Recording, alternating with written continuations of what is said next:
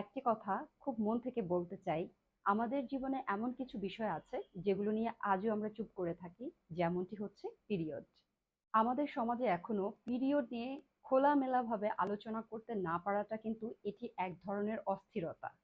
অনেক সময় শুনি এইসব নিয়ে কথা বলতে নেই, যেখানে শিক্ষিত মায়েরা পিরিয়ড নিয়ে খোলামেলাভাবে আলোচনা করতে গেলে সংকোচ এবং লজ্জার কারণে আলোচনা করতে পারেন না, এবং সেখানে পিছিয়ে পড়া নারীরা তো কথা বলতেই পারেন না। সমাজে এটাও প্রচলিত, পিরিয়ড একটি অসুস্থতা এবং কুসংস্কারে বিশ্বাসী, কারণ স্কুলে থাকাকালীন এমন একটি অস্বস্তিকর অভিজ্ঞতার মুখোমুখি হতে হয়েছিল। ক্লাস চলাকালীন পিরিয়ড হয়ে যায়, তখন শ্রেণী শিক্ষকের কাছ থেকে ছুটি চাওয়ার সময় যে ভয় লজ্জা কাজ করেছিল, সেটা মায়ের সাথেও কথা বলতে দ্বিধা হয়েছিল। আজ ভাবি, তখন যদি কেউ পাশে থাকতো, বুঝতো, তাহলে এতটা অস্বস্তি হতো না। এখন যেমন এসএমসি, জয়ার মতো ব্র্যান্ড সাহস করে পিরিয়ড নিয়ে খোলামেলা কথা বলছে, তখন সত্যি ভরসা পাই।